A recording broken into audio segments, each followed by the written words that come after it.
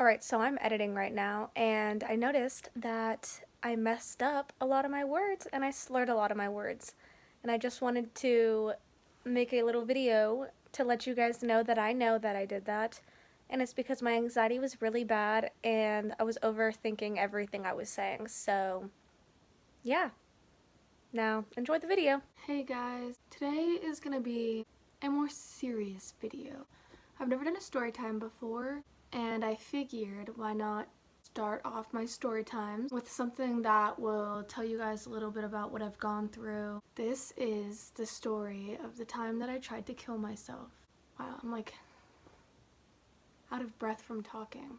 We're gonna backtrack to elementary because that is when things started.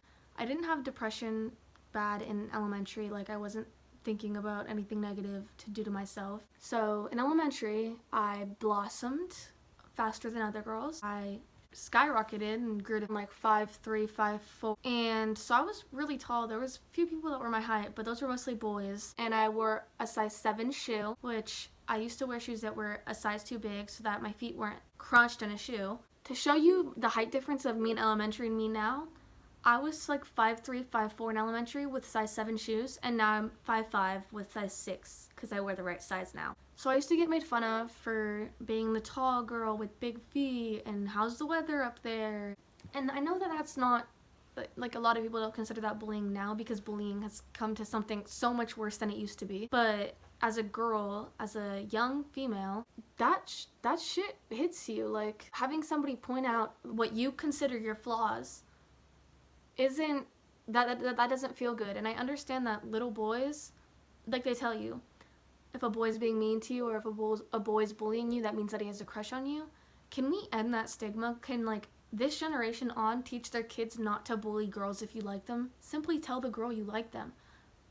Because a boy picking on you isn't cute. I never once found that cute. I never once giggled from it.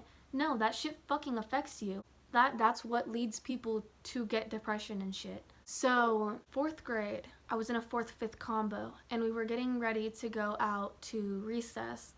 And I was wearing a t-shirt, and we were all up by the door. There was a boy standing next to me, and he pointed at me in front of everyone and made a comment about the fact that I had boobs.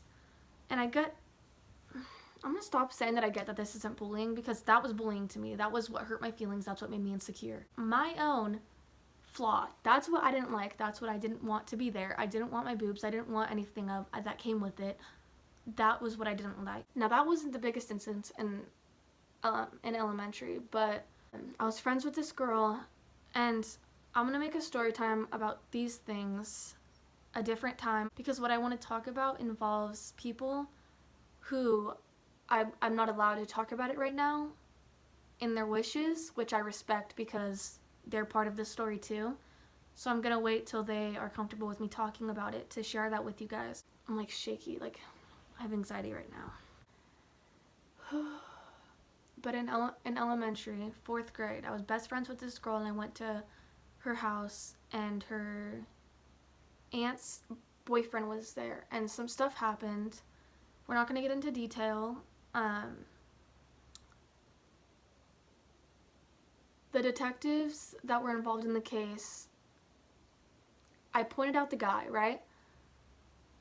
And they considered me a liar. And I've never once been called a liar, and that stuck with me because I was the most honest kid. When I would get detentions, I would come brag to my family. Like, I was excited that I got in trouble. But, yeah, that is what stuck with me from elementary the most.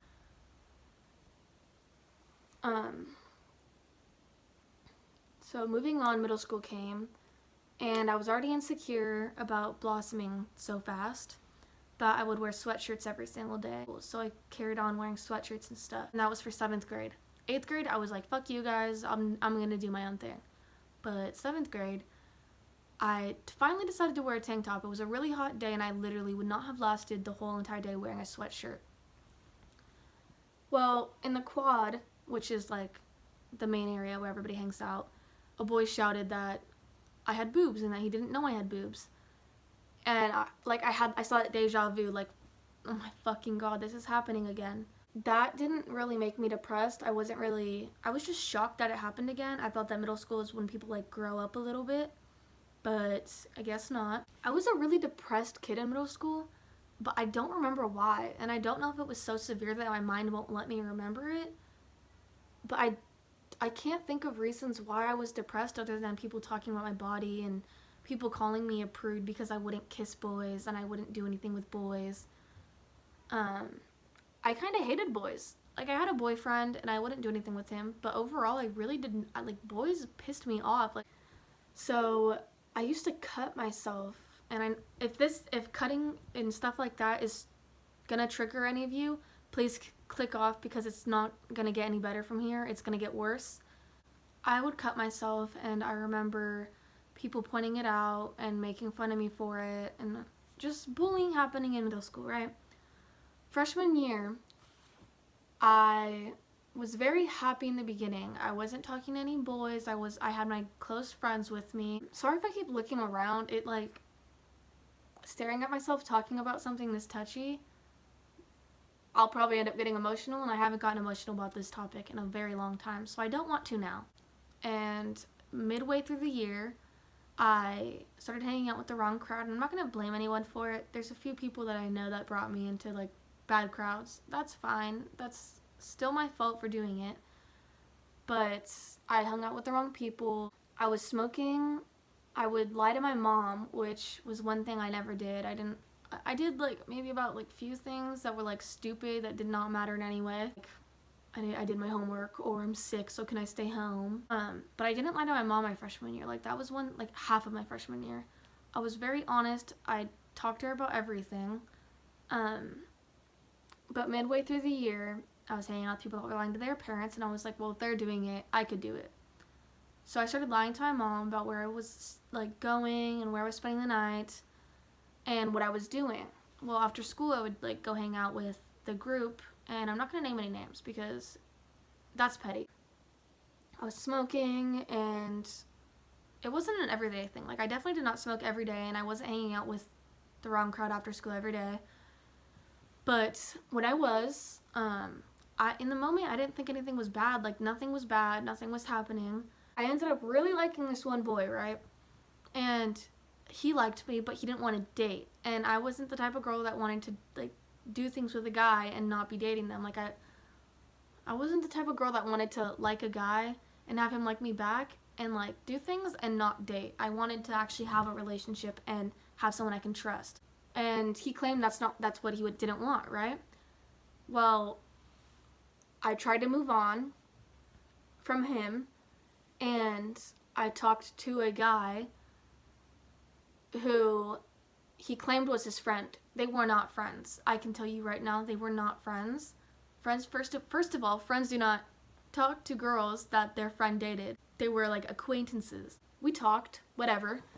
And then the other guy, okay, we're gonna give them names. The first guy's gonna be named, I cannot think of one guy name right now. We're just gonna give them letters, okay? The first guy's gonna be F, and the second guy's gonna be G. So F was the guy that I liked and wanted to date. He told me he didn't want to date. I was fine with that. Whatever. I was gonna move on. So I started talking to G, and F wanted to come over and spread rumors about me and call me a bunch of names and have everybody at the school that I used to hang out with call me the same names. Call me hoe, call me bop, if you know what a bop is. Call me slut, call me skank, all these names, right? Because I was talking to his friend, right? Yeah, so I had everybody, anywhere I went, calling me these names. I would walk to class and have a group of boys call me these names. It makes my heart shake now because I was the type of girl that couldn't stand up for myself. I wouldn't say shit. I would not yell at somebody if I needed to. I would go to class and cry to my teachers. If you guys know Mr. Price, he's my favorite fucking teacher. I literally loved him because I would always go into his class bawling my eyes out, and he would just listen to all my problems and stuff. I was really fed up with it one night. This is the triggering part, so I don't want to keep saying this, but I know that some people will get triggered, and I don't want that to happen. I kept having people call me hoes, all that stuff. well, the night of, I was talking to F, and he was just being really fucking rude and like saying things that like I've never had somebody say to me before, calling me really bad names, just like putting me down, saying he wanted to date me, saying I ruined it because I'm a hoe, and blah blah blah, all this stuff. And I literally couldn't take it anymore, and I just wanted to take my life. I could not handle dreading I'm like about to get emotional because it pisses me off so fucking much. Fuck. I haven't cried from this story since 5 years ago. But knowing that this is going online fucking scares me. So, whew. These people don't affect me in any way, shape, or form. I just want to let you know that. Like, the reason I'm crying isn't because of the people that are involved or because I still care.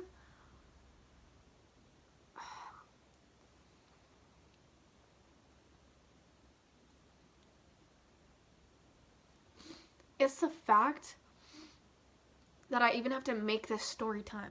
I don't want to mess up my makeup. Like, I look beautiful right now, you know? It's the fact that that's even a part of my past. That makes me so sad that I was ever in a place where I felt the need to take my life. Like, why am I crying? The fact that I ever felt the need to take my life over words and over a boy, I just feel really bad for myself at that stage of life. So it was the night, and I waited for my family to go to sleep because I didn't want them to know what was happening. I didn't want them to know that I was sad. And I went into the hall closet, and I found all the pills I could find, but I made sure to find names or pill names that I didn't know, because if you know them, usually you're prescribed them and they're not that bad when you're that young.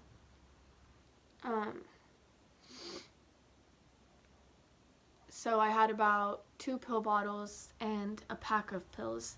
I took all but half of them because I didn't have time to at the end, but I was talking to my best friend Amanda and my friend Olivia at the time, and I didn't say that I was going to kill myself, but I was cutting my wrist, and I have really good skin, or I had really good skin back then. Now I scar really easily, but I never scarred back then. But I had cuts my whole entire wrist to the point where I was sitting in like a pool of my own blood. And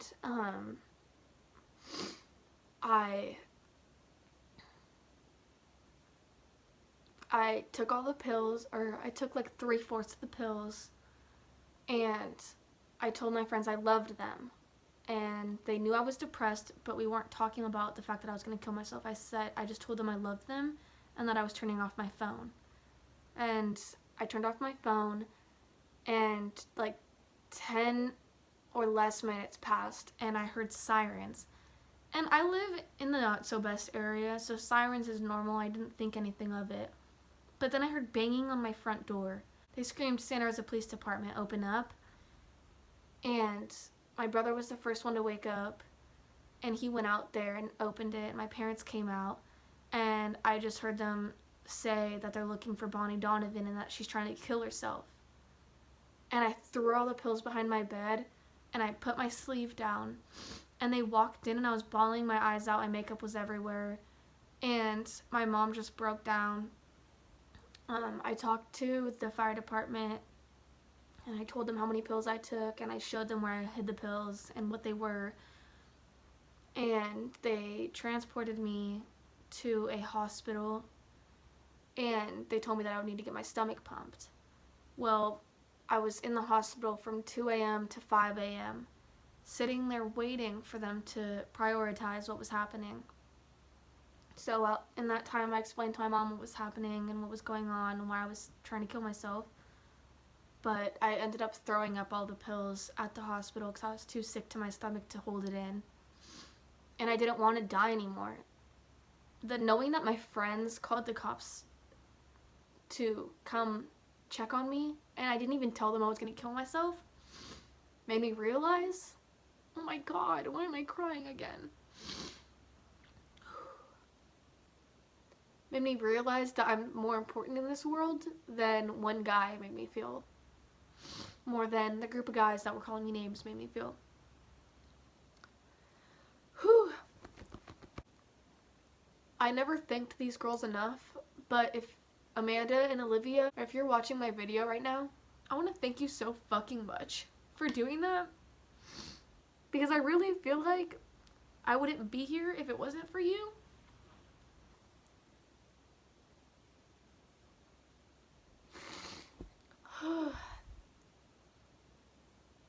No matter what I had going on in my life, those girls made me feel so important.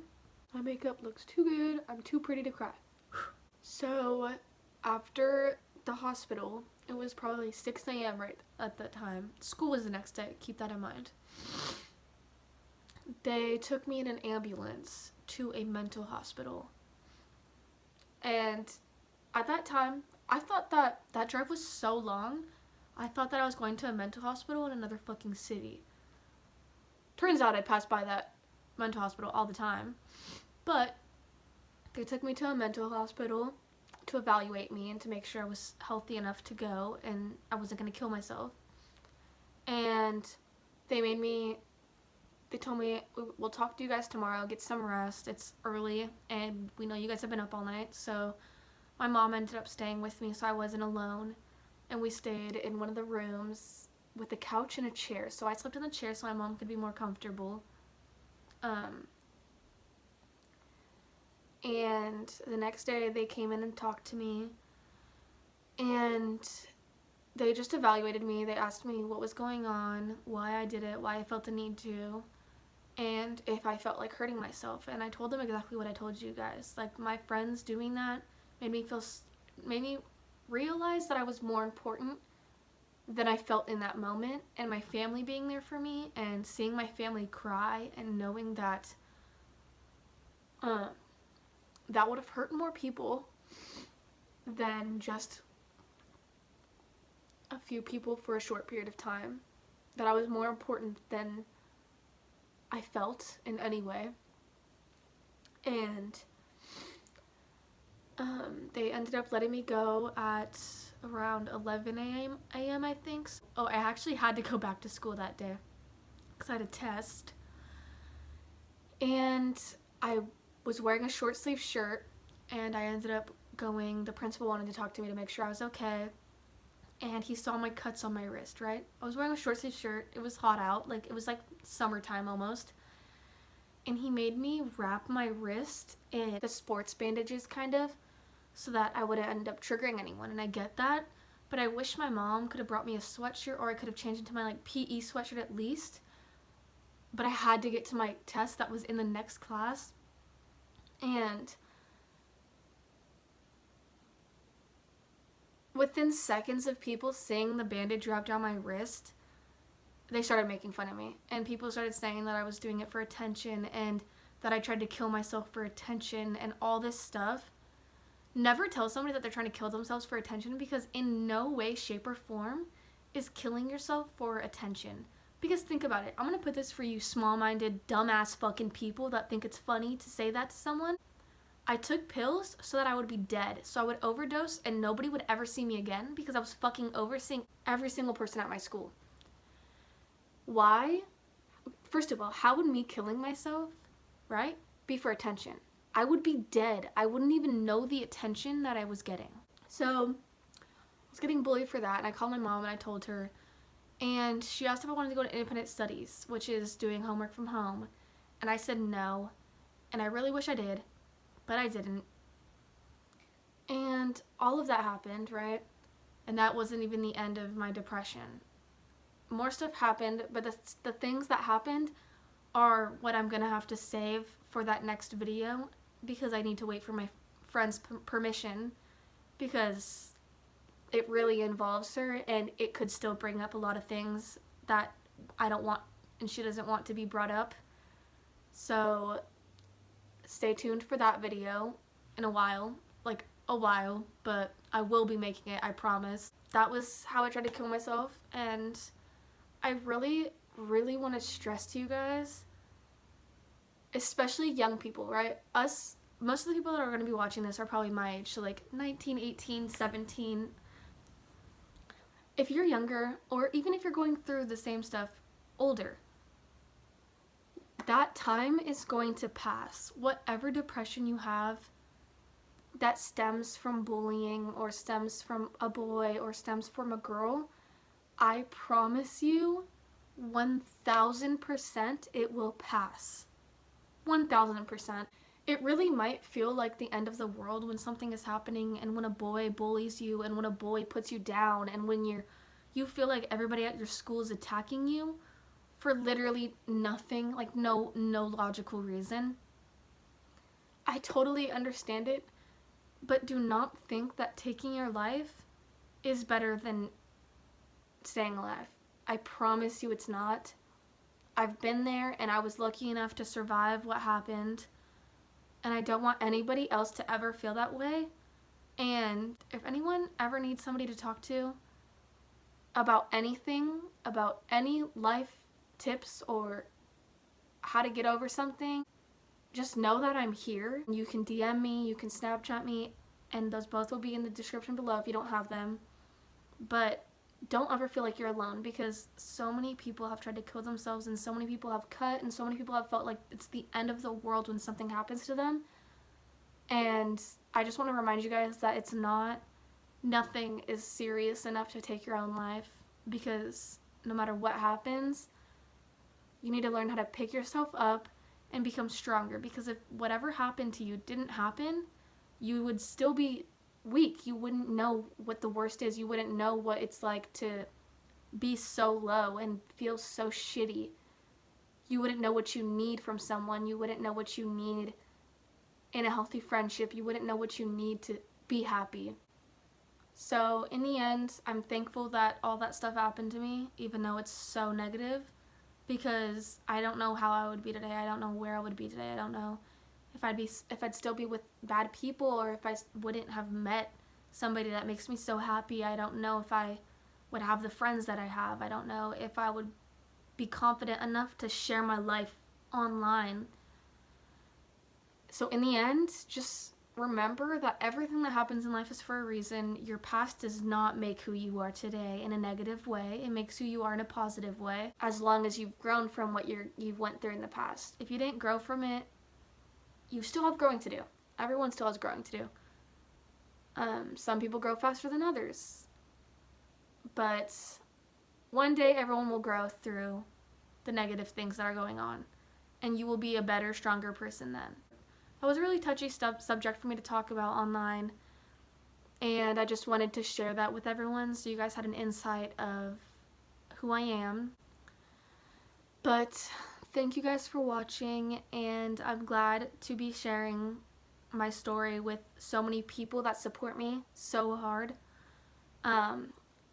Yeah, make sure you guys subscribe and like this video if you liked it. If you didn't, it's okay, I get it. But yeah, thank you guys. Bye.